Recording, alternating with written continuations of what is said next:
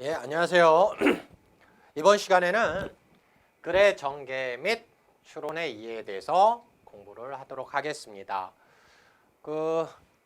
여러분 용어들이 몇 가지가 나와요. 글의 전개라고 했을 때는요. 아까도 저번 강좌에서도 말씀드렸듯이 이거 구체화 과정이거든요. 구체화 과정. 그럼 구체화 과정에는 어떤 것들이 있는지 꼭 알아두셔야 되고요. 추론이라는 것은 이끌어내는 거예요. 어떤 논리를 이끌어내는 과정인데요. 요거 몇 가지 여러분 기억만 하시면 될 것 같아요. 자, 이제 본격적으로 교재를 가도록 하죠. 여러분 진술 방법에는요. 전개 방식과 진술 방법이 있는데요. 글의 진술 방법에는 설명, 그 다음에 그 뒤에 보면 논증, 그 다음에 묘사, 그 다음에 서사 이렇게 되어 있죠. 설명이라는 것은 어떤 일이나 대상의 내용을 상대편이 잘 알 수 있도록 밝혀 적는다. 그래서 주로 무엇을 하냐면요. 새로운 지식이나 정보를 제공하는 글에서 많이 사용되는 방법입니다. 지문은 여러분이 한번 이렇게 읽어보세요. 읽어보시고. 네. 그 다음에 논증이라는 것은요. 좀 이따 좀 더 자세하게 살펴보겠지만 논증, 논리적으로 증명해 간다 이런 뜻이에요. 한자 그대로 풀면 옳고 그름을 이유를 들어 밝힌다는 뜻으로 주장이나 견해를 내세우는 설득할 목적으로 쓰는 글에 주로 사용한다. 설득하는 글이라는 것이 여러분 설득하는 글 이렇게 되어 있으니까 무슨 글이겠어요? 논설문이겠죠. 네. 이해되시고요? 지문은 여러분들이 한번 이렇게 읽어보시고요.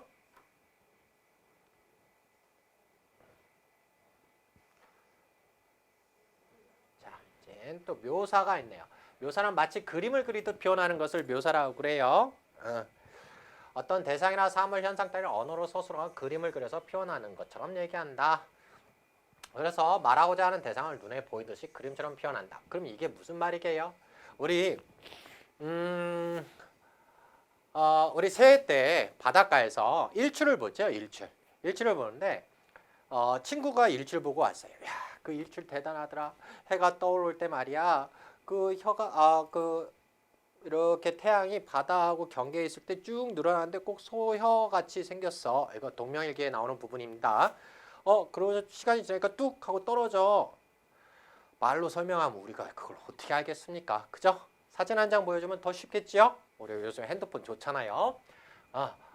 그러면 묘사라는 것은 그럼 좀 더 알기 쉽게 보여준다 이런 얘기예요. 구체화시킨다. 예, 됐습니다. 그 다음에 여기 서사라는 것이 있죠. 서사란 사건을 서술했다 이런 얘기예요. 그럼 사건은 어떻게 일어나죠? 대부분 시간의 흐름에 따라서 일어나죠. 그러니까 서사란 사실이 있는 대로 적는다라는 뜻으로 시간의 흐름에 따라 진술하는 방식을 얘기합니다. 여기까지 이해되십니까? 대부분 서사가 나왔을 때는요. 우리가 흔히 이런 얘기를 많이 하죠. 통시적이다. 이렇게. 이런 얘기를 많이 합니다. 그리고 서사가 글에 쓰였을 때는요. 대부분 이런 말들이 많이 나와요. 고대, 중세, 근대, 현대 뭐 이런 말들이 많이 나오곤 하네요. 또는 19세기 후반에는 20세기 초 꼭 욕 같네요. 욕 안 합니다. 네. 이런 말들이 많이 나와요. 여기서 잠깐 보면요. 이런 시간 개념들이 많이 나와 있죠. 시간 개념들. 그죠? 네. 그 다음에 여기 보니까 이렇게. 됐습니까? 그래서 그냥 개념만 알아두세요. 서사란 사건은 흐름에 따라서 한다. 그래서요. 옛날에 이렇게 서사 중심으로 되어 있으면 우리 발걸음이 어떻게 돼요? 이렇게 앞으로 계속 가죠. 이 발걸음이 앞으로 가면서 시간도 경과하는 거죠. 그래서 발걸음에 따른 구성이다 해가지고요. 이렇게도 얘기했었어요. 똑같은 말이에요. 기억해 두시고요. 추보식이라는 것은 시간의 흐름이다. 이렇게 기억해 두시면 될 것 같습니다.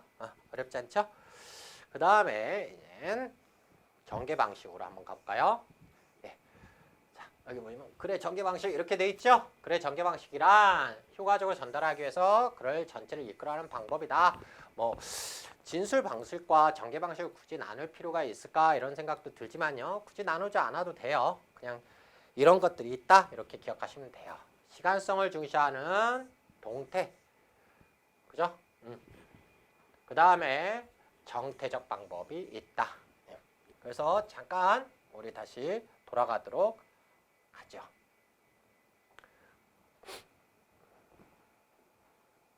아까 설명하려다가 말았던 걸 잠깐 해볼까요? 네. 여러분 통시적 관점과 공시적 관점이라는 것이 있다고 그랬어요. 통시적 관점. 그 다음에 공시적 관점 이렇게 있다고 그랬습니다.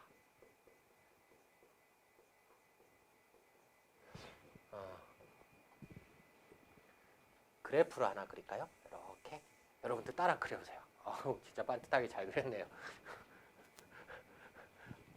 여기는요 시간이고요. 여기는 공간입니다. 이렇게 X축, Y축 나왔다고 해서 수학 아니니까 걱정하지 마세요. 자, 통시적 관점은요 이렇게 되는 겁니다. 이렇게 뭐 시간 중심으로 올라간다는 얘기죠. 이게 통시적 관점이고요. 공시적 관점이라는 것은 시간보다는 공간적인 측면을 더 중시하는 거예요. 그래서 이것이 공시적 관점입니다.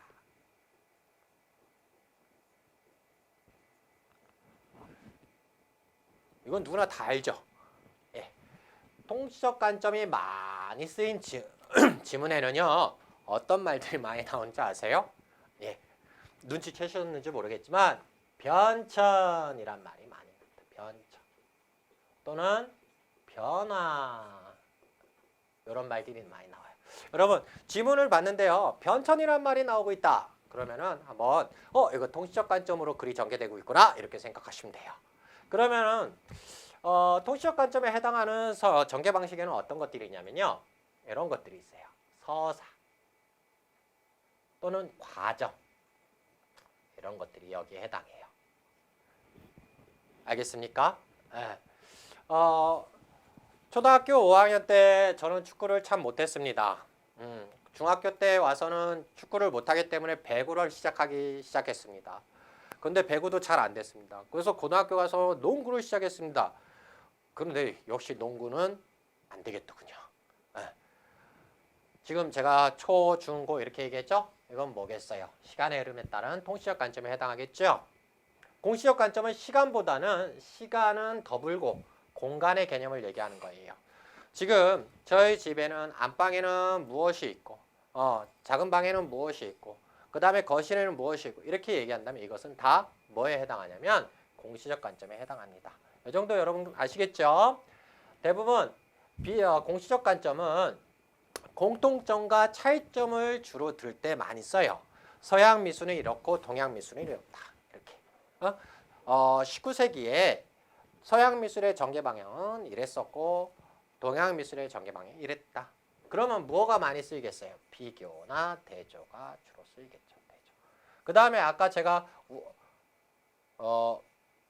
어디에는 어디 있고 뭐 있고 그러면 조금 더 디테일하게 하면 그게 뭐에 해당하냐면 여기에 아마 해당할 거예요. 여기까지 이해되십니까? 그래서 통시적 관점 요 녀석이 좀 중요한데요. 통시적 관점이 많이 쓰인 지문에서는 뭐가 쓰인다? 변천 또는 변화라는 말이 많이 쓰인다. 이렇게 기억해 두시면 돼요. 알겠죠? 그러면 다시 지문으로 갈까요? 글의 전개 방법, 동태적 전개 방법 이렇게 돼 있고요. 서사는 아까 설명해 드렸죠? 네. 서사 이렇게 돼 있는데요. 한번 볼까요? 어떤 움직임이나 변화, 시간의 흐름에 따라 설명하는 준술이다. 네. 대부분 서사가 통시적 관점이 나오면 또는 서사가 나오면 아까 제가 뭐라고 그랬어요? 시대, 고전 뭐 이런 것들이 나온다고 그랬죠. 네. 자, 볼까요? 조선시대 이후에 제작된 것이다. 뭐 지도는 조선 초기에는 이렇게 나왔고요. 그 다음에 한 예로 했으니까 뭐가 나왔어요? 예시. 눈에 이제 확 띄죠. 그죠? 그 다음에 여기 또 보니까 조선 후기에는 이렇게 돼 있어요. 그 다음에 개항 이후에는 이렇게 돼 있어요. 그러면 서사이면서도 무슨적 관점으로 쓰여진 작품이겠어요? 통시적 관점으로 쓰여졌겠네요. 보면서 보시면요. 제작 담고 있다, 활용되었다, 뭐 이렇게 계속 나오죠. 그럼 뭐요? 지도의 용도의 변화가 나와 있는 거죠. 그래서 발달하게 됐고 변화하게 되었다. 그럼 무슨적 관점, 통시적 관점이라는 거 우리가 확인됐어요. 자, 또 올려볼까요? 과정. 과정은 어떤 절차나 단계를 얘기하는 거예요. 대부분 과정이 나오면요. 이런 말들도 많이 나온다는 거 참고하세요. 첫째, 먼저, 우선. 첫째 나왔으면 이제 둘째도 나오겠죠. 저는 다섯 번째예요. 다섯째. 많죠. 많다. 이렇게 되는 것들이 일반적이에요. 근데요. 여기서 되게 재밌는 게 하나 있어요. 여러분 잠깐 정리를 해드릴 테니까 한번 국어 노트에다가 쓰시고 암기해 두세요. 첫째, 둘째, 이렇게. 그 다음에 뭐가 나온다고요? 우선, 다음으로 뭐 이런 말들이 이렇게 나오겠죠. 먼저 이런 말들이 이렇게 나와요. 그 다음에 다음은 이런 식으로 이렇게 나오겠죠. 이 녀석이요. 위치가 어디에 있느냐에 따라 좀 달라요. 이렇게 문단이 이렇게 두 개만 일단 간단하게 그려봅시다. 네, 이렇게 두 개가 연속으로 돼 있어요. 여기에 첫째 문단의 처음에 이렇게 돼 있고요. 다음 문단의 둘째 이렇게 시작하면 아무 생각 없이 이렇게 생각하세요. 그냥 이것들이 포함된 문장이 그 문단의 뭐다? 중심 문장이다. 이렇게 기억하세요. 그러면요. 선생님 이것들은요. 이것도 마찬가지입니다. 문단 처음에 우선 그 다음에 다음 문단에 다음으로 이렇게 돼 있으면 이것들이 포함된 문장이 중심 문장이라는 거. 근데 조심해야 될 건 있어요.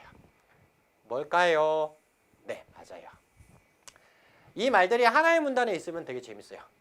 여기에 첫째 이렇게 돼 있어요. 두두두두두. 그 다음에 둘째 이렇게 뚜루루루 돼 있어요. 또는 첫째 대신에 먼저 다음으로 이렇게 돼 있어요. 그럴 때는요. 이 녀석들이 중심 문장이 아니에요. 조심하셔야 돼요. 이때는 그냥 1 더하기 2 이렇게 쓰시면 돼요. 뭐 됐어요? 나열됐죠? 구체화라는 얘기예요. 그러면은 이것들 앞에 있는 이 문장이 중심 문장이거나 이것들이 끝난 다음 문장 여기가 중심 문장이라는 거. 이해되셨어요? 그러니까 첫째 뭐 이런 식으로 해서 하나의 문단 속에 하나만 들어가 있을 때는 그것이 중심 문장이지만 하나의 문단 속에 첫째, 둘째, 셋째 이렇게 들어가 있다면 그것은 중심 문장이 절대 아니라는 것 기억하셔야 돼요. 예.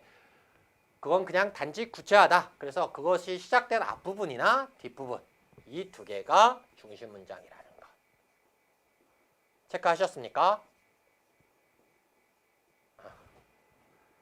자, 문단의 처음에 첫째, 둘째 이렇게 있을 때는 그냥 아무 생각하지 말고 뭐하라? 밑줄 치고 그것이 중심 문장이겠거니 생각하면 된다.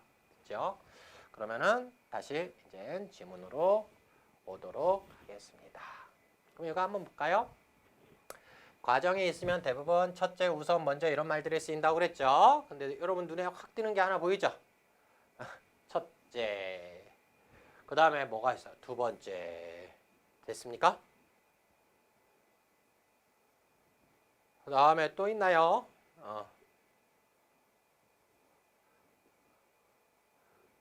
여기 마지막 단계로 이렇게 돼 있네요. 자, 다시 한번 체크해볼까? 하나, 둘, 셋. 엄마? 이거 뭐예요? 한 단락 안에 다 있죠? 그럼 이거 뭐예요? 구체화죠? 그럼 그것이 시작되는 앞부분이나 뒷부분에 중심 문장이 있다는 거예요. 잠깐 한번 볼까요? 전통적인 공업용 촉매 개발은 시행착오를 반복하다 유행이 촉매를 발견하는 시기였기 때문에 촉매가 보였다라고 말한다. 그럼 촉매가 보였다라는 얘기는 우연히 찾게 될 때 쓰이는 용어군요. 이러한 A는 B. 문제점을 해결하기 위해 그럼 이 보였다라는 것은 별로 좋은 건 아니구나라는 뜻으로 인식했다는 얘기예요. 촉매 설매 방법이 제한되는데 이를 표면화학 기술과 촉매 공학으로 발전시켰다. 그럼 뭐에 대해서 얘기하겠어요? 여기가 이제 B에 해당하니까 첫 번째 문단에 이러한 A는 B가 나왔으니까 이 A는 바로 앞부분에 대한 요약이고 이제 여기서 뭐 요거와 관련지은 것으로 이제 얘기가 나오겠죠. 자, 요 녀석과 관련지어서 요 녀석이 이렇게 발전했으니까 요 녀석과 요 녀석의 관계가 나올 겁니다.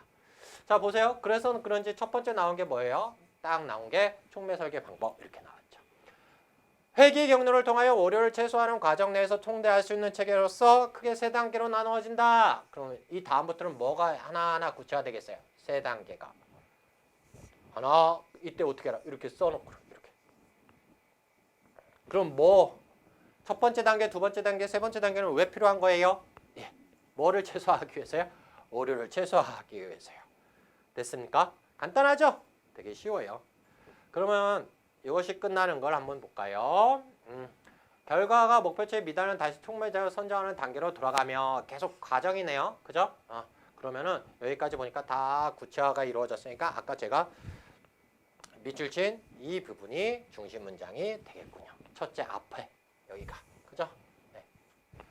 됐어요? 그럼 마지막에는 무슨 내용이 나오겠어요? 그래서 이런 촉매 설계 방법은 공학의 발전으로 가능하게 되었다라는 얘기가 또 나오겠네요. 됐죠? 네.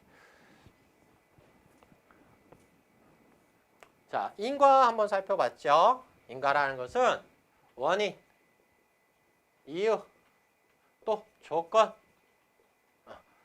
그 다음에 이제 뭐가 나온다는 얘기야? 결과나 주장이 나온다는 얘기죠. 주로 뭐가 쓰인다고요? 그래서 그러므로 따라서 이런 것들이 나온다고 그랬어요.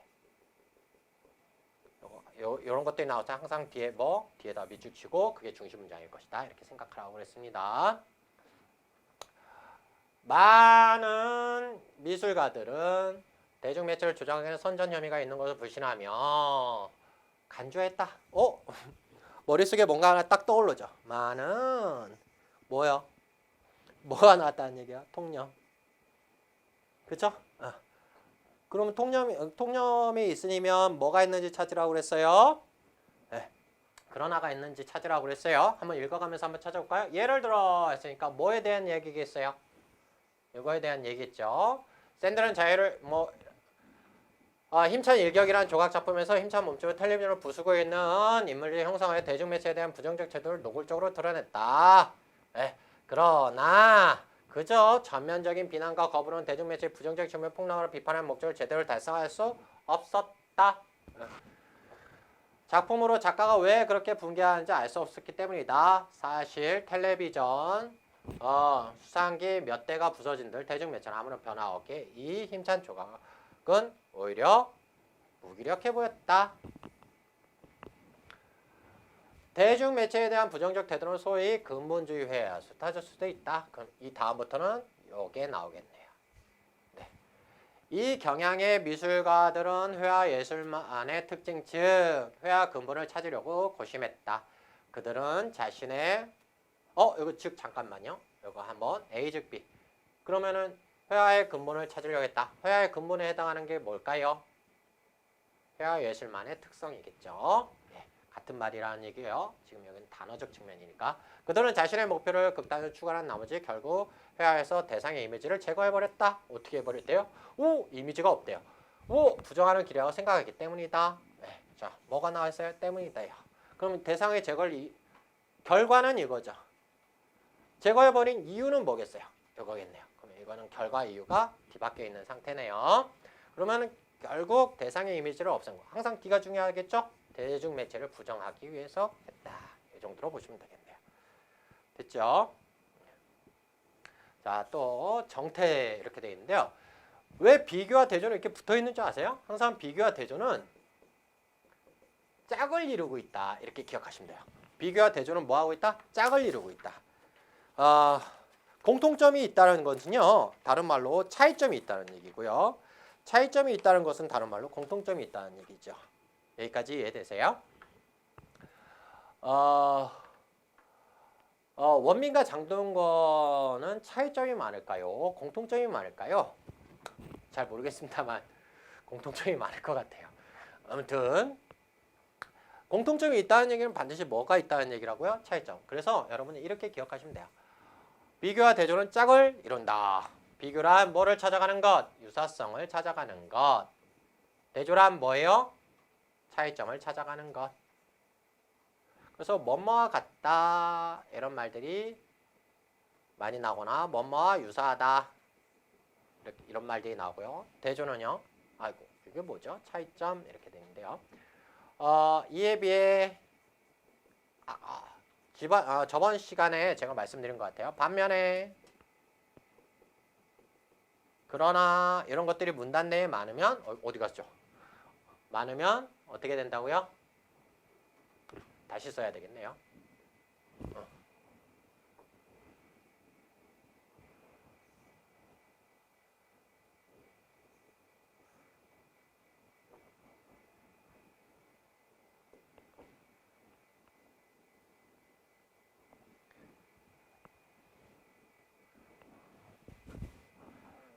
비교, 유사성, 대조, 차이점. 이것들은 짝을 이룬다. 다시 쓰고 있어요. 예. 대조는 척 보면 알아요. 척 보면입니다. 뭐요? 그러나 이에 비해 반면에 뭐뭐와 달리 이런 말들이 많이 쓰였어요. 그런 것들이 있으면 대조구나 이렇게 생각하시면 되고요. 비교는 뭐뭐와 같다, 뭐뭐와 유사한 점이 있다 이런 말들이 나오면 이렇게 기억하시면 돼요. 쉽죠? 어렵지 않을 겁니다. 자, 보세요. 공통점 또는 차이점, 뭐 유사성 이렇게 해도 상관이 없습니다. 네. 됐죠? 네. 지문은 여러분 쉽게 할 수 있을 것 같습니다. 자, 또 한번 해볼까요? 이러한 사실은 현대 조각품의 감상 방법으로 그리스 조각을 바라봐서는 안 된다는 점을 시사한다. 그럼 이 앞에는 어떤 사실이 나올 것이고 뭐에 대해서 얘기할까요? 현대의 조각품을 감상하는 방법이 나오겠네요. 맞는지 볼까요? 발견되는데 당시 이것을 불 안에 북쪽 벽수에 서 있었고 그 안에 재단으로 보이는 큰 돌 위에 토기들이 여러 개 놓여 있었다. 이로미로 그리스도의 인체 조각상은 동양의 불상성을 신성히 여겼으며 요거죠. 그런데 현대 작품을 감상하는 방법으로 그리스 조각품을 바라봐서 안 된다는 점을 시사한다. 이렇게 얘기가 진행되고 있네요. 그러면은 그 다음부터 뭔가가 나올 거예요. 됐죠? 근데 여러분 딱 보면 여기 즉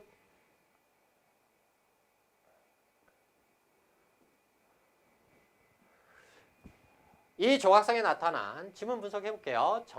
인체의 탐구 정신은 사실적이면서도 이상화된 것이다. 이런 정신은 뭐겠어요? 인체 탐구 정신은 서구 미술의 근본이 되었다. 자, 동양에서는 자연물의 표현주의에 주된 데 반하여 했으니까 무슨 설명 방법이 쓰였어요? 대조. 자연보다는 인체 삼았던 것이다. 그런데 하면서 이야기가 바뀌고 있고요. 왜 많은 소재 중에 지금 그럼 감상법에서 뭐가 나온 거예요? 이제 소재로 이제 갔어요. 인간만을 대상으로 삼았을까? 물었어요. 그럼 뭐에 대해서 얘기할 것 같아요? 인간을 대상으로 삼은 것, 이유에 대해서 얘기할 것 같고요. 그것은 인간은 만물의 척도란 독특한 사상에서 비롯된다. 그럼 이 얘기가 무슨 말이냐? 인간이 만물의 척도. 그럼 이것이 뒤에 구체화됐으니까 이게 이해가 안 되면 여기 보시면 돼요. 인간의 몸에는 다른 어떤 피조물에서 찾아볼 수 있는 황금 비례가 있는데 이 비례가 만들어진 기준이 된 것이다. 다시 말해, 황금 비례 어렵죠?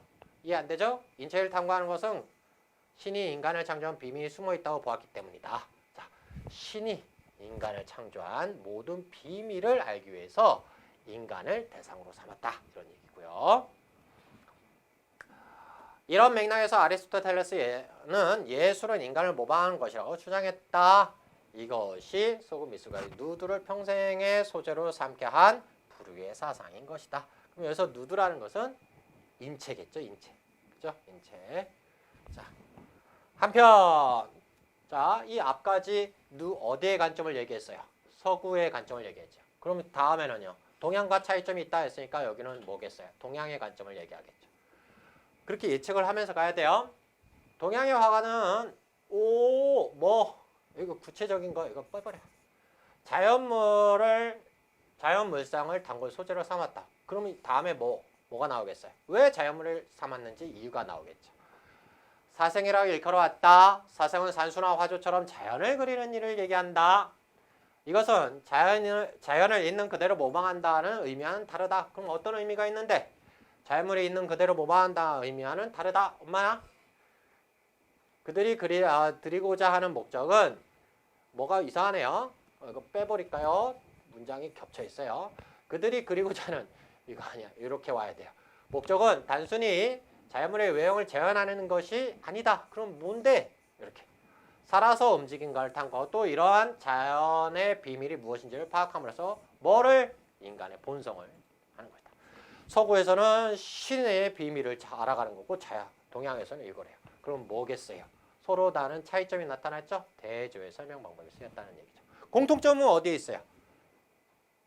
공통점은 자, 공통점은 어디 있더라? 앞에 까먹었네요. 뭐에 대해서 얘기하고 있어요? 보는 관점. 사실은 현대 조각 감상하는 방법. 그리스 조각품을 바라봐서는 안 된다. 이 얘기를 하려는 거죠. 그러니까 즉 뭐에 대해서? 감상 방법에 대해서 얘기하는 것이 고요. 차이점을 서양과 동양을 들어서 설명하고 있는 거예요. 여기까지 이해되세요? 자, 또 넘어가 볼까요? 자, 분류 분석 있네요. 여러분 분류는요. 조금 나누어서 살펴볼 필요가 있어요. 구분과 분류라는 것이 있는데요. 네. 그냥 두 개를 합쳐서 그냥 통틀어서 분류라고 하기도 해요. 근데 조금 더 나누어서 보면요. 구분은 여기다 써올게요. 유 개념에서 종 개념으로 나누어가는 개념이에요. 분류는요. 종 개념에서 유 개념으로 묶어서 가는 과정이에요.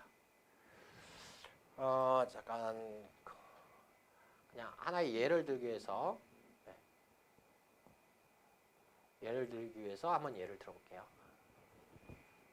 문학이 있어요.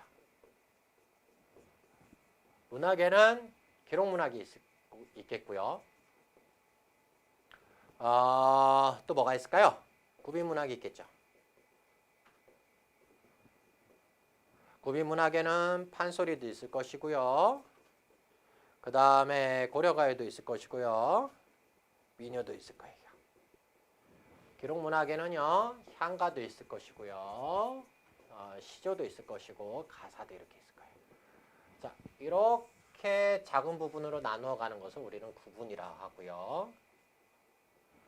이렇게 큰 개념으로 민요, 고려가요, 판소리 우리는 구비문학이라고 그러고 가사, 시조를 기록문학이라고 한다. 이 두 개를 합쳐서 문학이라고 한다. 이렇게 얘기하면 이거는 분류라고 보시면 돼요. 여기까지 이해되셨습니까? 예. 그러면 다시 가도록 합시다. 자, 근데 이 분류는요. 뭐가 있다는 게 특징이냐면 기준이 있다는 게 특징입니다. 기준을 가지고 있다. 일정한 기준을 가지고 나눈다고 생각하시면 되고 이거는 기준은 없어요. 그냥 해체해 놓는다고 보시면 돼요. 자, 여기까지 보시면 될 것 같고요. 자, 이 지문은 여러분들이 한번 해보세요. 자, 이제 시험 문제 잘 나오는 유추가 하나가 나왔네. 유추. 잠깐만요.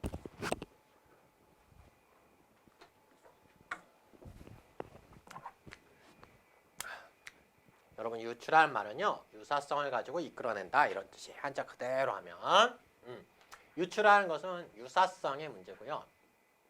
이건 추론 방법으로 가면은 유비추리가 여기에 해당하는 거고 그 다음에 우리가 문학에서 쓰는 표현상의 특징으로 가면 이게 다 메타포라고 하는 비유가 되는 겁니다. 예. 그런데 글의 전개 방식이라든가 진술 방식에서는 우리는 비유라고 쓰지 않아요. 뭐라고 쓴다? 유추라고 쓴다. 이거 잘 기억하세요. 여기 시험 문제 많이 나옵니다. 잠깐 이게 짧으니까 한번 볼까요? 고자 말하기를 성품은 웅덩이의 고인물과 같아서 동쪽으로 터놓으면 동쪽으로 흐르고 서쪽으로 흐르면 서쪽으로 흐를 것이니 사람의 성품이 착하냐 그렇지 아니하를 구분할 수 없는 것을 마치 물의 동선을 구분할 수 없는 것과 같다. 자, 성품을 뭐에 빗대어서 표현했어요? 물에 빗대어서 표현했죠. 그러니까 무슨 설명 방법? 유추. 그래서 옛날 어떤 책에는 이런 것도 있죠. 인생이란 집을 짓는 것과 같다.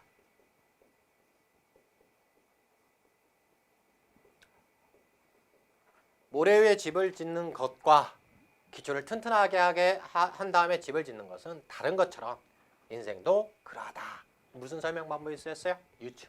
비유 아니에요. 비유는 어디에서 쓴다? 비유는 문학에서 쓰는 용어다. 이렇게 기억하시면 돼요. 여기까지 이해되셨죠? 네. 자, 어렵지 않았죠? 자, 예시, 요거는 뭐 예를 들어 보여준다 이런 얘기죠. 네. 예, 그래서 가령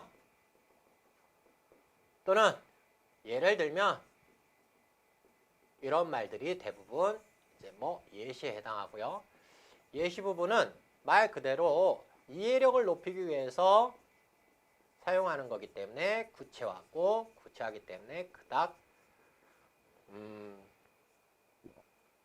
선택지로는 나오지 않나요. 문제의 선택지. 대신에 설명 방법은 시험 문제 많이 나오죠. 예. 여기는 어디에 쓰였나 한번 볼까요?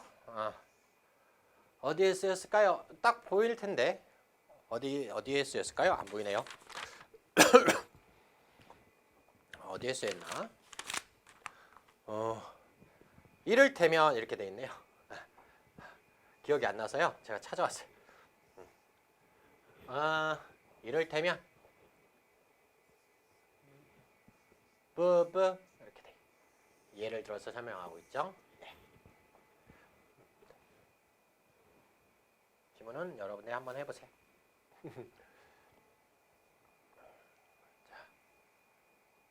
자, 여러분 이제 조금 어려운 게 하나 있어요. 정의라는 것이 있고요. 여러분 정의하고 아주 유사한 걸 하나 기억하실 거예요. 지정이라는 것이 있을 거예요. 지정. 근데요. 무엇은 무엇이다 이렇게 되어 있다고 해서 그것이 다 정의는 아니에요. 정의에 대해서 잠깐 여러분 살펴보고 갈게요. 잘 적어놓고 기억하세요. 정의. 어떤 개념을 설명하는 것을 정의라고 하는데요. 네. 정의의 형태는 여러분이 너무나 잘 알죠? A는 B다. 그런데요. 고양이는 짐승이다. 올바른 정의일까요? 아닐까요? 형식은 A는 B다 맞는데 왠지 뭔가 허전하고 뭔가 빠진 것 같지 않습니까? 그죠? 예, 맞아요. 무조건 A는 B다라는 형식을 갖추고 있다 해서 그게 정의가 될 수는 없어요. 예, 수철이는 사람이다. 이게 올바른 정의냐? 아니죠. 왜냐하면요. 잘 기억하세요. 정의란 정의 당하는 항이에요. A는 정의 당하고 이건 정의를 하는 거죠. 정의를 당한다. 그걸 뭐라고 그러게요? 비정의항이라고 그래요. 비정의항. 됐어요? 이 녀석은 B는 뭐라고 그러는지 아십니까? 정의항이라고 그래. 정의항. 정의항이다. 이렇게 돼야 돼. 여기까지 이해되셨어요? 네. 정의를 당하는 것은요. 종개념이어야 돼요.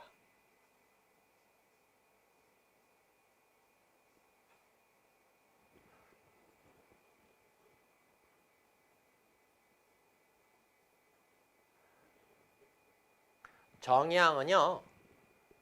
유개념이 있어야 돼요.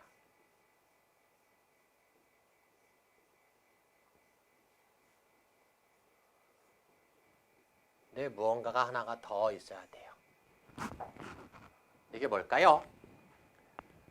수철이는 제 이름이 수철이에요. 수철이는 종개념이라는 건 작은 개념을 얘기하는 거고요. 유개념은 그걸 종들을 포괄하는 것을 유개념이라고 그래요. 흑인종, 황인종, 백인종 그 위에가 그냥 우리는 인류라고 하죠. 네, 그렇게 기억하시면 좋아요. 유개념이 뭐한 거다? 큰 거다. 종개념은 작은 거다. 됐습니까? 수철이는 사람이다.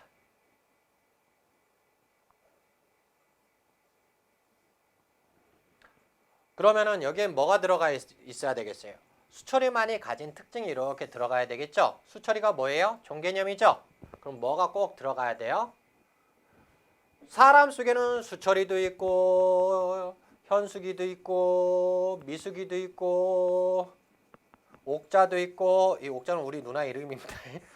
얼마나 고급스러운 이름인지 그냥 있어요. 다 사람이잖아요. 그러면 이들과 수철이가 이 미숙이와 수철이가 옥자와 수철이가 구별될 수 있는 특징이 있어야 되잖아요. 이것들도 다 뭐가 되겠어요? 종개념이죠. 그래서 이 종만이 가진 특징 그것을 우리는 뭐라고 그래요? 종차 요소라 합니다. 자 이제 됐죠? 정의는 종개념은 종차 요소 플러스 유개념으로 이루어져 있다. 잊지 마세요. 그럼 이제 수철이를 정의해 볼까요? 뭐 특별한 특징이 없어요. 저는 그냥 지금 여기에서 국어 강의를 찍고 있는 사람이다. 뭐 이 정도? 나는 왜 이렇게 개성이 없을까요? 아무튼 여러분들도 한번 정의를 배웠으니까 여러분 스스로에 대해서 정의를 내려보세요. 가장 멋지게 정의를 내리신 분은 카페에다 이렇게 한번 올려보세요. 참 특징 없다, 그죠? 네. 아무튼 자 종개념은 종차에서 플러스 유개념이다. 이렇게 돼야 돼요. 알겠죠? 수철이는 사람이다. 이게 정의 형태가 아니란 거 잊지 마시기 바래요. 자 그러면요 이제 오류를 좀 할 때 이 정의하고 관련된 게 나와요. 순환론 중에 오류 뭐 이런 것들이 나오는데요. 저는 국문과를 나왔어요. 국문학과란 국어를 연구하는 학문이다. 학과이다. 이거 올바른 정의예요? 올바른 정의가 아니죠. 이걸 그냥 그대로 풀어서 썼을 뿐이죠. 그래서 우리가 똑같은 말을 똑같이 해서 정의를 내리지 못하고 있다 해서 순환론 중에 오류라고 그래요. 네, 이거는 다음에 오류할 때 할게요. 아무튼 잊지 마세요. 종개념은 피정의항에 해당하는 건 종개념. 정의항은 종차에서 플러스 유개념으로 이루어졌는데 정의란 종개념은 종차에서 플러스 유개념으로 이루어진 것을 얘기한다. 아시겠죠? 이제 다시 지문으로 갑니다. 그러면 이 정의가 올바르게 이루어졌는지 한번 보도록 할까요? 자, 어떤 대상이나 사물의 범위를 규정하나 본질을 진술하는 방법을 얘기한다. 이렇게 되어 있고요. 자, 뭐가 나와 있어요? 옵션이라는 것은 금융상품을 떠올리기 쉽지만 앞에 거 인정, 뒤에 거 인정. 자, 우리 주변에는 옵션의 성격을 참 많이 갖는 현상들이 참 많다. 성격을 갖는 현상들이 많다. 그럼 이 뒤에는 뭐가 나오겠어요? 그 현상들이 뭔지 한번 봐야 되겠죠? 근데 안 나왔네요.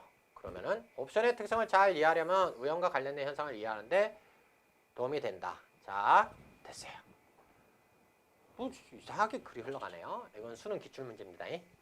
옵션은 미래 일정한 시기에 미리 정해진 가격으로 어떤 상품, 자산을 팔거나 사고 팔 수 있는 권리로 정의된다. 자, 이게 뭐겠어요? 권리 중에 하나죠. 이게 종개념, 이게 유개념. 됐어요? 그 다음에 종차요소는요. 여기서부터 여기까지가 종차요소이겠네요. 됐죠? 여기까지 이해되세요? 네. 쉽죠? 네. 수능 지문이니까 길니까 여러분들 한번 보도록 하세요. 자, 이제 추론의 유형에 대해서 살펴볼 건데요. 여러분 추론하면 생각나는 것이 뭐 있죠? 우리 흔히 한 3가지에서 4가지는 어렸을 때부터 많이 배우셔가지고 기억이 날 거예요. 자, 뭐가 있어요? 연역 추리. 그 다음에 또 뭐가 있어요? 귀납 추리. 그 다음에 뭐요? 정반합의 원리, 변증법이라는 것이 있죠? 자, 잠깐 이거 다시 보도록 가보도록 합시다.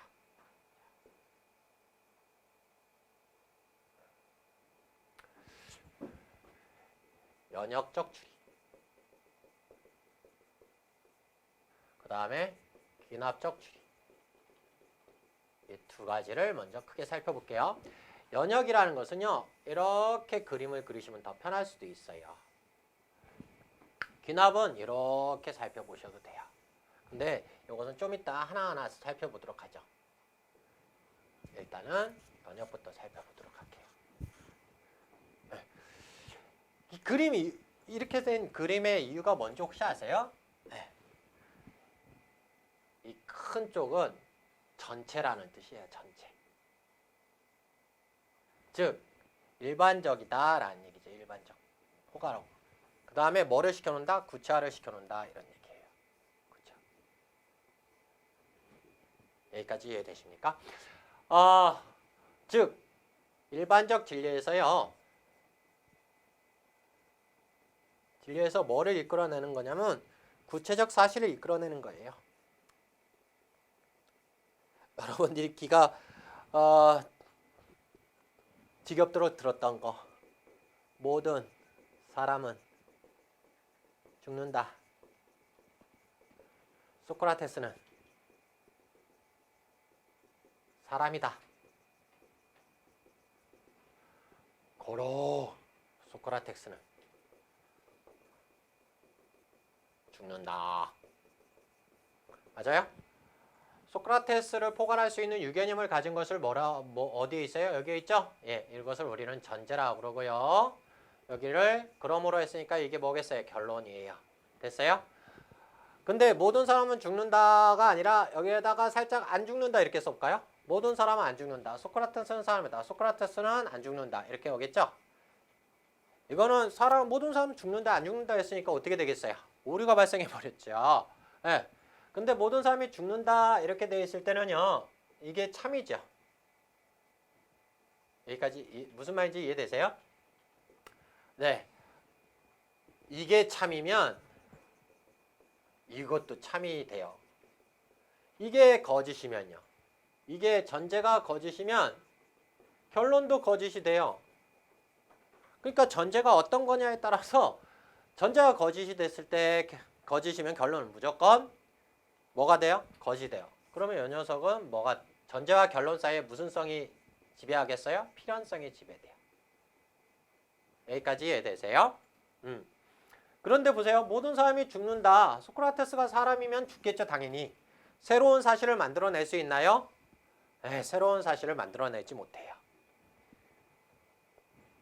그래서 연역을 살짝 다시 정리하면요. 이걸 이렇게 지울게요.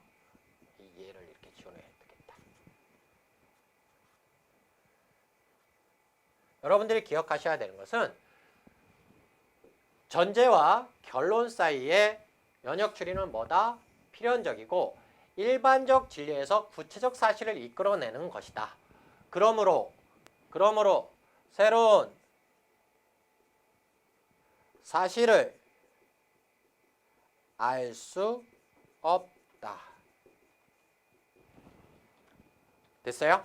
그 다음에 이 녀석이 거짓이면 이 녀석이 거짓으로 나올 수밖에 없다고 그랬죠?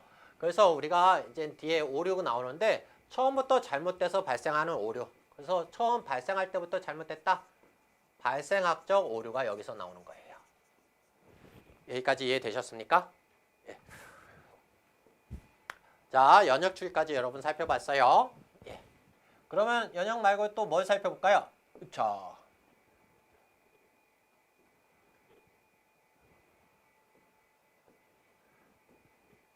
귀납 살펴볼까요? 귀납. 예. 귀납적 추리. 귀납적 추리는요. 이렇게 그림이 그려져요. 이를 어쩌죠? 제가 그림을 잘못 그렸네요. 수정할게요. 연역은 이런 그림이어야 돼요. 여기가 뭐냐면 이미 결정이 난 상태니까요. 아, 큰일 났네요. 다시 해야 되겠네요. 그 다음에 기납은 그림을 거꾸로 그려야 돼요. 여기가 많은 사실들이에요. 여기가 하나고요. 하나에서 여러 가지 사실, 구체적 사실들을 이끌어내는 것, 이게 연역. 여러분들 다시 고쳐놓으세요. 기납은 여러 가지 사실들을 가지고 하나의 규칙성을 찾아가는 거예요. 그래서 이렇게. 즉, 구체적 사실을 가지고요. 일반적 진리를 만드는 거예요.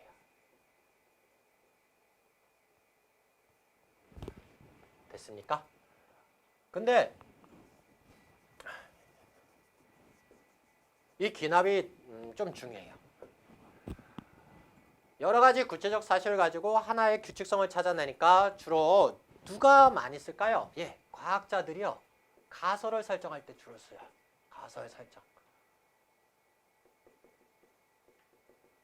예, 그 얘기는 다른 말로 뭐라는 얘기겠어요? 새로운 사실을 이끌어낼 수 있다는 거죠. 여기까지 이해되십니까? 구체적 사실. 김시성을 가진 옥자는 떡을 좋아한다. 떡. 김시성을 가진 영수는 떡을 좋아한다. 옥자는 누군지 아까 얘기해 드렸죠. 저희 누나고요. 영수는 우리 형이에요. 김시성을 가진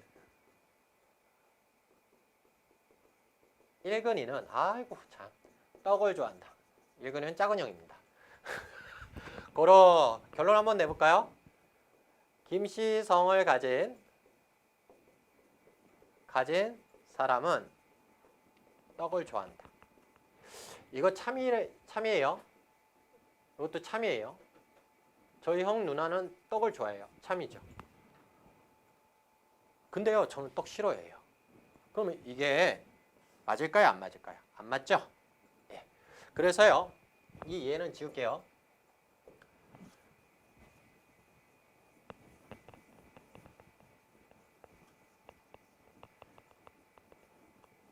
그래서 여기가 참이어도 참이 나올 수도 있지만 거짓이 나올 수가 있고요.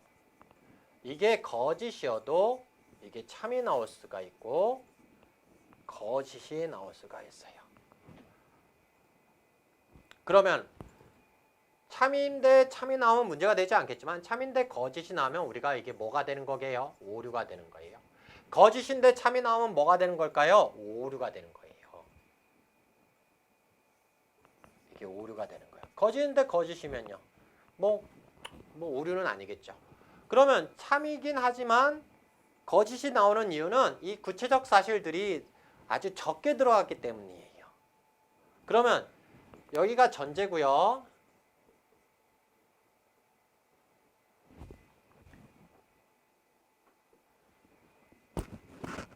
뭐야?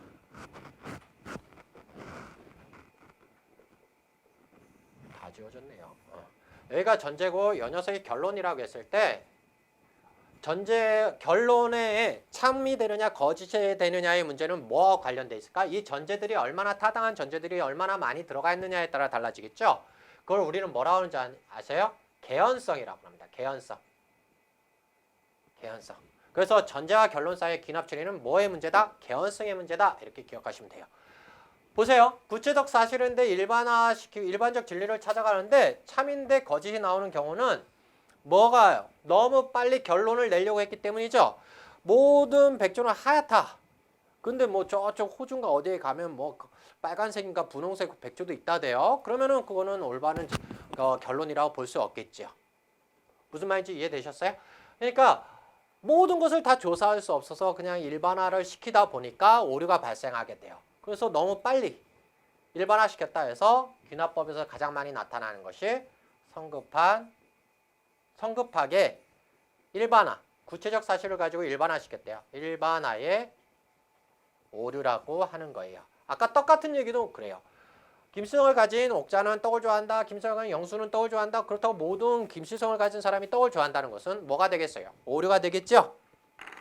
여기까지 기억하시면 돼요. 그래서 연역과 기납적 추리에 대해서 지금 살펴봤고요. 하나만 더 하면 되겠네요. 자, 뭐예요? 변증법이라는 것이 있어요. 변증법. 변증법이라는 것은요, 여러분 정반합의 원리를 얘기하는 거예요. 정반합의 그리고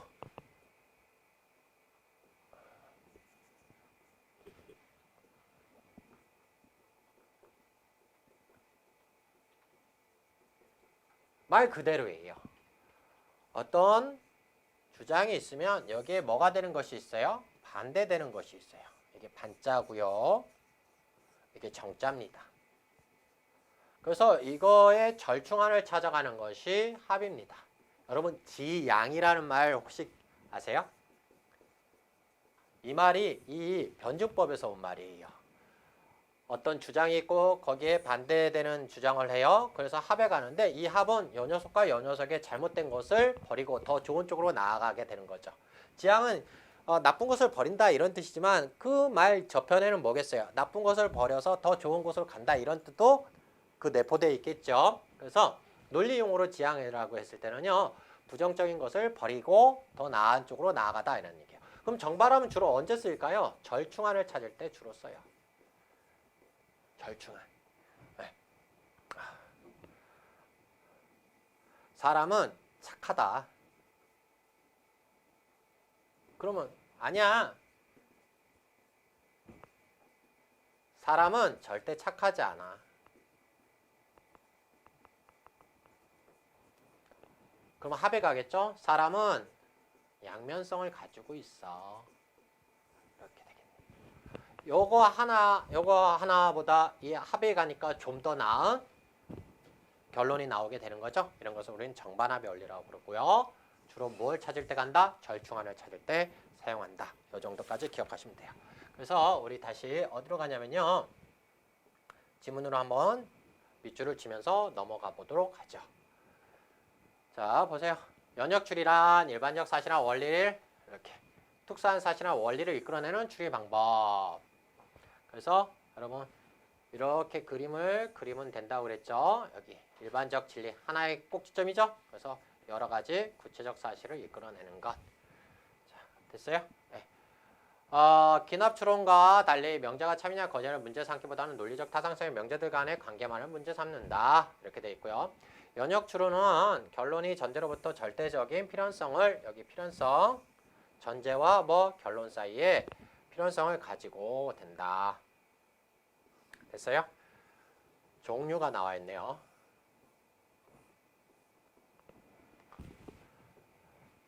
정언3단론법이라는 것이 있는데요. 선택적 가정이 아닌 단정적인 말로 이루어진 3단론법. 일반적으로 3단론법이라 하면 정언3단을 말한다. 이렇게 되는데요. 자, 여기 모든 사람은 잘못을 저지를 수가 있다. 지도자도 사람이다. 그러므로 저지를 수가 있다. 이렇게 돼 있어요. 여러분 이게 대전제, 소전제, 결론 이렇게 돼 있는데요. 이 정언3단론법은요. 모든으로 시작되는 전칭 긍정이 있을 수가 있고요. 특칭 긍정도 있고요. 그 다음에 특징 부정도 있고요. 전칭 부정도 있어요. 그러니까 대전제에 올 수 있는 명제가 4가지예요. 그 다음에 여기에 올 수 있는 명제도 4가지예요. 그 다음에 결론에 올 수 있는 명제도 4가지예요. 그 다음에 지금 M은 P고 S는 M이다, S는 P다 이런 관계가 있는데요. 이게 이렇게 뒤집힐 수가 있어요. 그렇게 해서 형식이 모두 몇 개냐면 4개예요. 그러면은 이게 모두 256개예요. 이걸 어떻게 다 외워요? 몰라도 돼요. 근데 하나만 기억해 주세요. 자, 다시 한번 보도록 할게요. 네.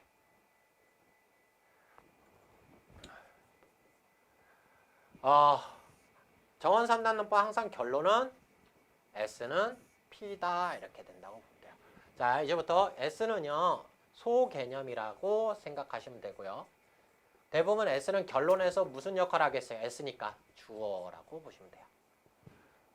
P는요. 대개념이다 이렇게 생각하면 되고요. 대개념이니까 큰 개념이겠죠. P는 주로 우리가 문장 성문 뭘 표기할 때 P라고 하죠? 맞아요. 서술어예요. 그래서 결론에서 주로 서술어 역할을 할 때 쓴다 이렇게 생각하시면 되고요. M은요. 매개념이라고 그래요. 그럼 매개념이라는 게 뭔지 아세요?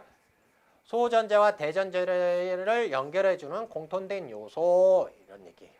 결론에는 M이 들어가면 안 돼요. 이건 공통된 요소.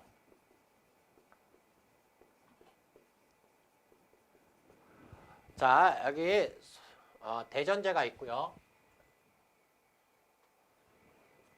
이거 잘 아시면은요. 추론할 때 되게 쉬워요. 여기 대전제가 있고요. 여기 소전제가 있어야 돼요. 네. 매개념은요. 소전제 한 번, 대전제 한 번 꼭 있어야 돼요. 그래서 이제 한번 해볼게요.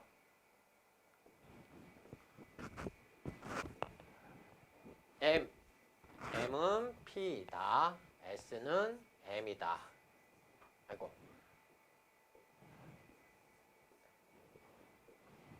이런 형태가 있을 수 있겠죠? 그럼 또 바꿀 수 있겠네요. P는 M이다. M은 S다. 이런 형태가 있을 수도 있겠네요. 또 뭐가 있을까요? M은 여기다 쓸게요. M은 P이고 M은 S다. 이런 형태도 있고요. S는 P다. 이런 형태가 있었고요. 또 뭐가 있을까요? P는 M이고 S는 M이다. 고로 S는 P다. 뭐 이런 형태가 생겨요. 이렇게 해서 네 가지가 생겨요. 근데 이런 거 신경 쓰실 필요 없어요. 결론만 잘 기억하시면 돼요. S는 P다. 결론에 P가 들어가 있는 게 대전제고요. 대개념이고 대전제이고요. 결론에 S가 있는 명제가 소전제가 되는 거예요. 한번 해볼까요? 항상 뭐가 들어가 있어야 된다고요? 공통 요소가 있어야 된다고 그랬죠?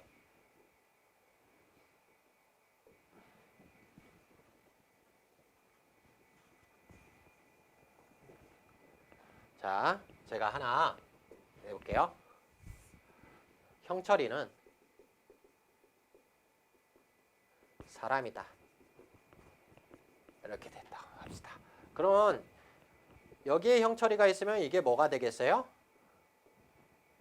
형철이는 여기는 반드시 뭐가 와야 돼요? 매개념 M이 와야 되겠죠?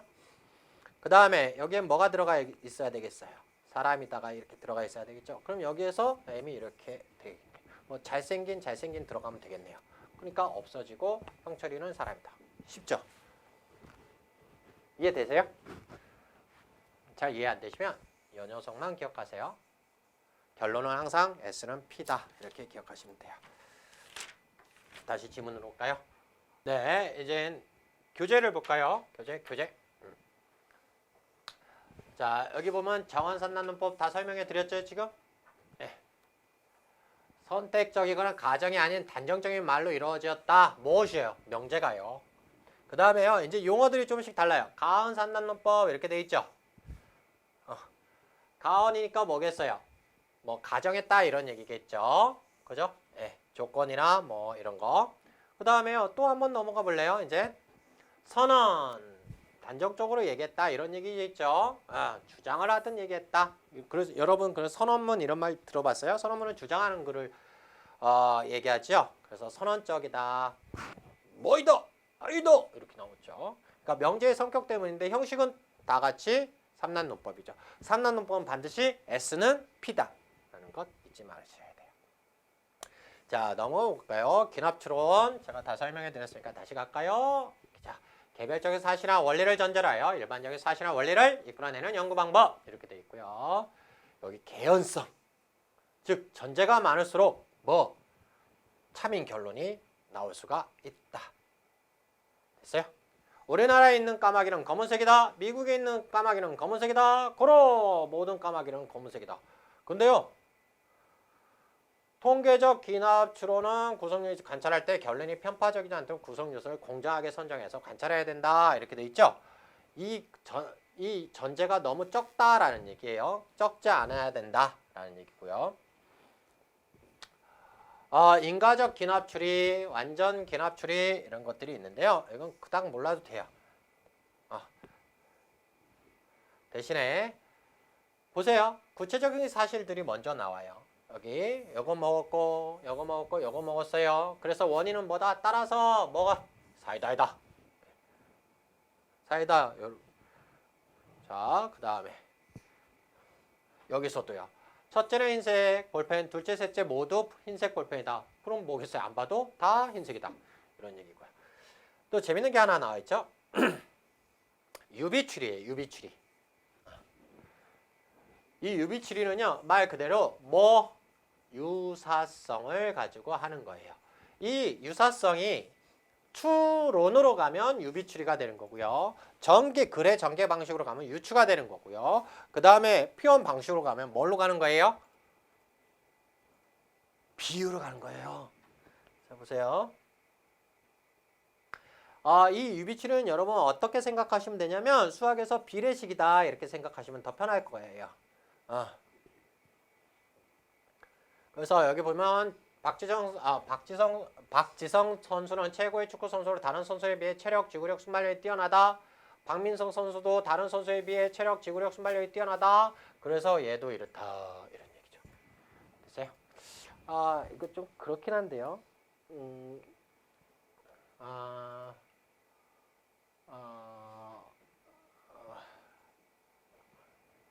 제가 이제 최진실 예를 들려고 했는데 하지 않는 게 낫겠네요.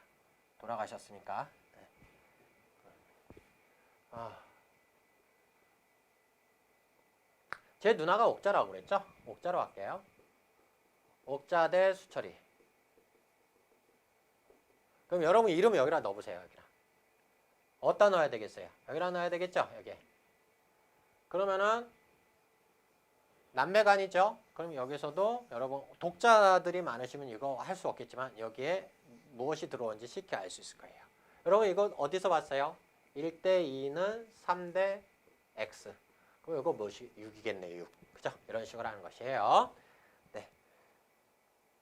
자, 그 다음에 변증법. 자, 정반합의 원리 이렇게 나왔고요.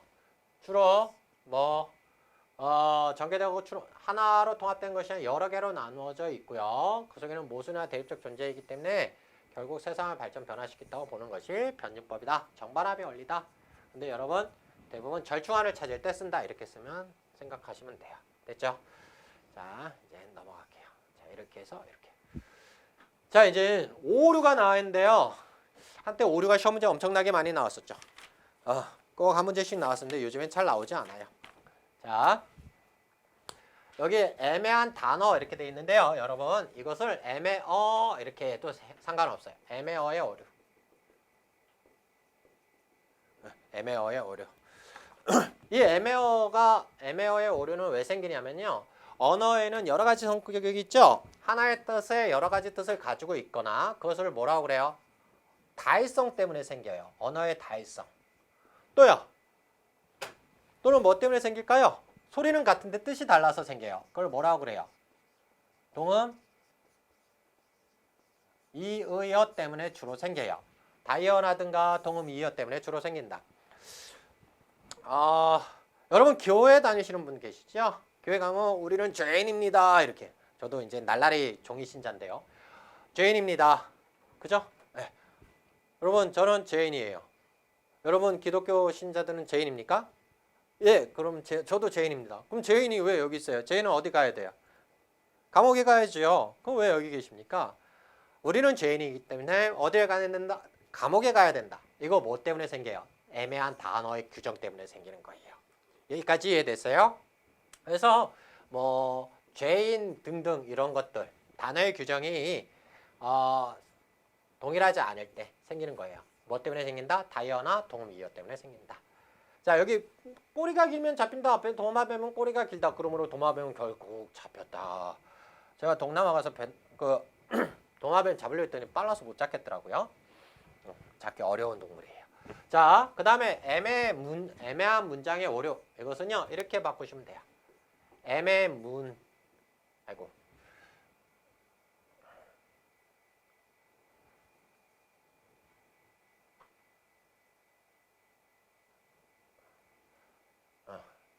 애매문 또는 애매귀의 이렇게 바꾸시면 돼요. 이건 왜 생길까요? 맞아요. 부정문 때문에 생겨요. 나는 수철이 안 때렸다. 그럼 나는 누군가 때리긴 때렸어요. 누굴 때렸을까요? 딴 사람을 때렸겠죠.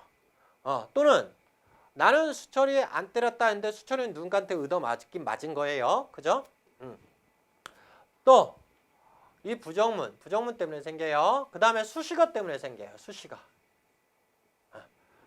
잘생긴 수철이의 누나는 이렇게 돼 있어요. 그럼 누나가 잘생긴 거예요? 수철이가 잘생긴 거예요? 수식의 범위가 달랐기 때문이죠. 여기까지 이해되세요?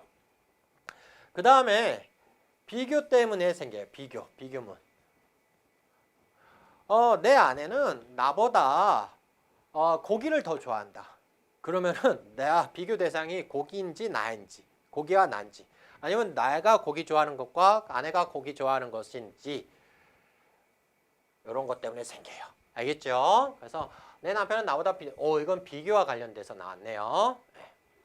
자, 아니 어떻게 너를 좋아하는 것보다 비디오를 더 좋아할 수 있어? 이렇게 오해할 수가 있다는 거겠네요. 됐죠? 기억해 두시고요. 엄마야. 자, 보세요. 이제 다음 강조. 포인트를 어디다 두느냐에 따라서 달라요. 우리 학교에서 여학생들을 차별해서는 안 된다. 이렇게 돼 있죠. 그러면요. 여기 여학생들에다가 포인트를 이렇게 준다면 우리 학교에서 여학생들을 차별해서는 안 된다. 그럼 남학생은 해도 된다는 얘기인가요? 이렇게 올 수도 있고요. 자, 여기에다 넣어볼까요? 우리 학교에서 여학생들을 차별해서 안 된다. 그럼 딴 학교에서는 해도 된다는 얘기죠? 우리 학교에서 여학생을 차별해서는 안 된다. 이렇게 포인트를 어디다 두느냐에 따라서 의미가 달라진다는 얘기예요. 쉽죠? 여러분 이 용어들을 너무 암기하려고 하지 마세요. 이 용어들이 막 혼용돼서 쓰이고 있기 때문이에요. 자, 자의적으로 정의했기 때문이에요. 은밀하게 지네만 알게 하는 거죠.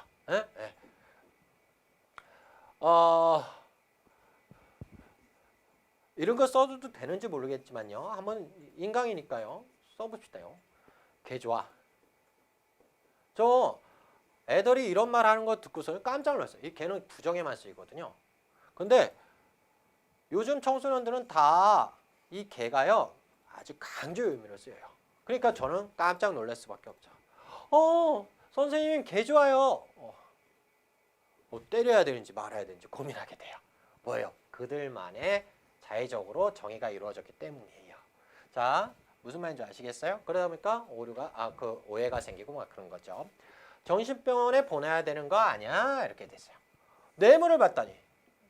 미치지 않거든. 그럼 여기서 미쳤다는 것은 뭐 때문이에요? 뇌물을 마다했기 때문에 미쳤다고 하는 거죠. 미치다의 개념이 언제부터 이렇게 바뀌었죠? 그죠? 네, 이거는 이렇게 재정의가 이루어졌기 때문이에요. 범죄 오류 이렇게 돼 있는데요. 같은 범죄에 속하는 것을 다른 범죄로 오해하기 때문이다. 이건 시험 문제 잘 안 나옵니다. 네. 자, 성급한 일반화의 오류는 제가 아까 말씀드렸어요. 너무 빨리 일반화시키다 보니까 생기는 오류. 주로 어디서 나타난다고요? 기납추리. 보세요. 되게 재밌죠? TV를 보니까 어떤 할아버지는 라면만 드시고 100세까지 사시더라. 누구나 라면 먹으면 살 수 있어. 우와. 웃기죠? 예. 그 다음에 유추를 부당하게 적용하면서 발생하는 오류. 컴퓨터와 사람은 비슷한 점이 많아. 그러니 사람도 컴퓨터도 사람처럼 느낄 수 있을 거야. 참 큰일 나겠네요. 무슨 영화에서나 나올 법한 얘기죠. 또 이런 것도 있어요. 제 고등학교 때 그 지구과학 선생님이요. 멸치를 먹어서 키가 2m가 됐다고 그랬어요. 2m. 그러면서 우리들한테 얘기했어요. 멸치를 먹으면 키가 커져.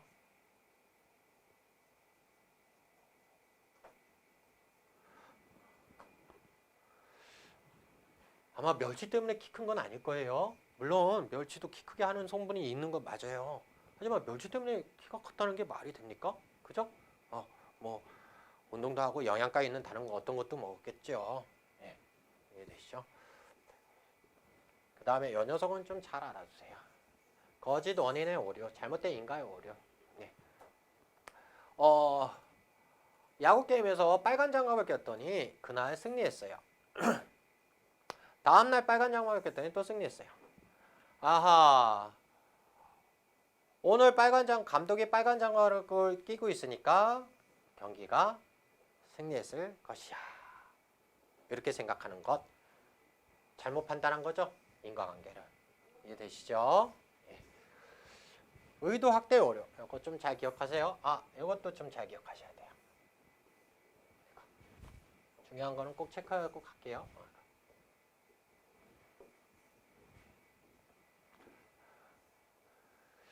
의도 확대는요.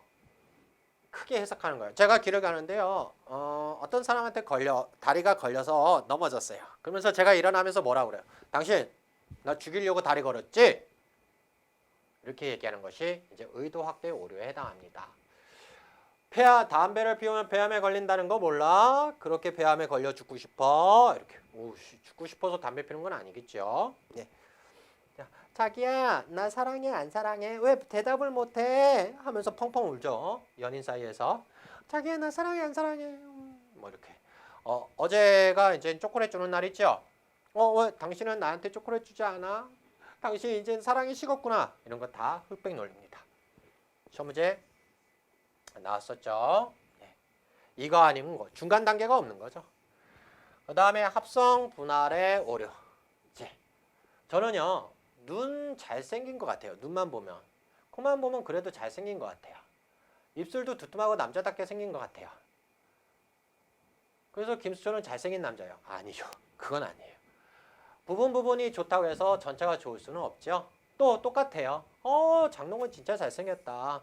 눈 떼어보니까 잘생겼고 뭐 코 떼어보니까 어디 부족한 부분이 있지 않을까요? 장동건은 없겠지만요.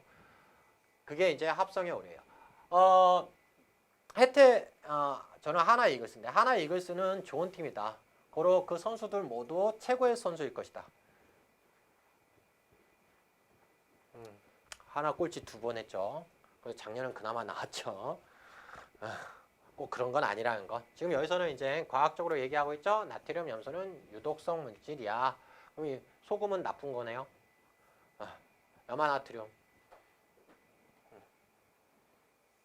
그죠? 네. 그렇지 않죠. 자, 이제 무지에 호소한 오류가 있어요. 하나님 봤어? 그럼 교회에서 이렇게 가르쳐요. 넌 바람이 눈에 보이니? 그럼 바람이 있어 없어? 이렇게 얘기하는데 꼭 이렇게 질문하는 친구도 있어요. 하나님은 분명히 있어? 이렇게. 하나님은 분명히 있어. 왜? 너 하나님 직접 봤어? 이렇게 물으면 대답할 수 없죠. 자, 그래서 무지에 호소한 오류고요. 이거는요. 대부분 복합질문 오류는요. 경찰이 피의자 신문할 때 주로 말했어요. 야, 너 어제 그 녀석하고 같이 은행 털었지? 아니요, 안 털었는데요. 그럼 뭐가 되면 만난 건 돼요. 그 녀석은 만난 건 되는데 은행을 안 털었을 뿐이에요. 아니요, 안 만났어요. 근데 은행은 털은 건 돼요. 이렇게 되는 것. 자, 훔친 돈은 유흥가에 갔었지? 훔쳤다, 유흥가에 갔다. 예. 그럼 훔쳤다는 것을 인정했구나. 구속시켜? 이렇게 되는 거고요. 어제 훔친 돈을 유흥가 갔었지? 아니요. 그럼 훔친 건 이렇게 된 거예요. 됐죠? 예. 논점 이탈. 갑자기 이야기를 확 바꿔가지고요. 아무런 관계가 없는 얘기를 해버리는 거예요. 누나랑 이제 동생이 한참 싸우고 있는데 야 너희들 왜 맨날 먹고 왔어? 빨리 콕 들어가 공문해. 이렇게 엄마가 하는 경우가 많죠. 많이 경험해봤죠? 논점 이탈. 순환 논증의 오류는 아까도 제가 말씀드렸어요. 똑같은 말을 계속하는 것이죠. 네, 사회학을 연구하는 사람이다. 똑같은 말을 하는 거죠. 신이 존재하는 것을 어떻게 알았어? 왜냐하면 성경책에 쓰였기 때문에. 성경책은 어떻게 믿어? 신이 썼기 때문이야. 자, 그 다음에 발생학적 오류는 어디서 나타난다고 그랬어요? 연역에서 나타난다고 그랬죠. 연역. 네. 됐죠? 인신공격의 오류. 야, 넌 머리가 그렇게 커가지고 네가 뭘 어떻게 하겠어? 이런 것이죠. 인품이나 성격 이렇게 하는 거. 네? 네. 어렵지 않죠? 네. 정황에 호소한 오류 또는 이것을 다른 말로요. 상황에 호소했다 이렇게 하시면 돼요. 어떤 직업이라든가 직책, 과거 행적 등의 개인적 상황을 근거로 하는 거. 선생님 어떻게 그럴 수가 있어? 이렇게 문의원 비판 부정. 왜? 야당이니까. 지금 상황과 관련돼서 얘기했죠. 부적합 이렇게 했는데요. 건의에 호소한 오류 이걸 빼도 상관이 없어요. 알겠죠? 자신의 주장을 그 주장과 관련이 없는 건의자. 야, 뭐뭐 하면 안 된대. 누가 그래? 우리 엄마가 그랬어. 우리 엄마는 다 맞아. 무슨 판사도 되고 신도 되고 다 돼. 그죠? 우리 꼬맹이 때문에 많이 했죠. 그걸 건의에 호소했다 이런 얘기고요. 역공격 피장파장의 오류. 이거는 여러분 금방 아시겠죠? 너나 잘해 이런 얘기고요. 이것도 잘 기억하세요. 다수 또는 대중이라고 해도 상관이 없어요. 엄마, 요즘 성적 때문에 부모한테 혼나는 사람은 나밖에 없단 말이야. 그 얘기는 뭐야? 따르는 사람들은 성적 때문에 혼내지 않는다는 얘기죠? 예. 대중의 호소한 오류예요. 야, 내가 나쁜 사람이 아니라는 것을 사람들도 다 알아. 다 나가서 확인해봐. 뭐 이런 것들이야. 됐어요? 이 책은 틀리면 최고의 책이다. 왜? 많은 사람이 봤으니까요. 이 정도 해결하시면 돼요. 그 다음에 감정 호소. 한 번만 봐주세요. 제가 재밌는 얘기 해드릴까요? 콩글리시아는 이제 콩글리시 영어를 잘 못하는 사람이 미국 갔답니다. 미국 갔는데 운전하고 가다가 경찰한테 잡혔대요.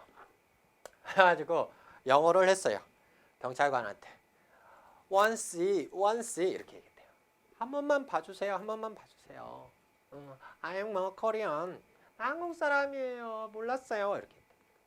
그러니까 그 경찰관이 한국 사람을 잘 많이 대해본 적이 있는 경찰관이었답니다. 콩글리시엔 콩글리시라고.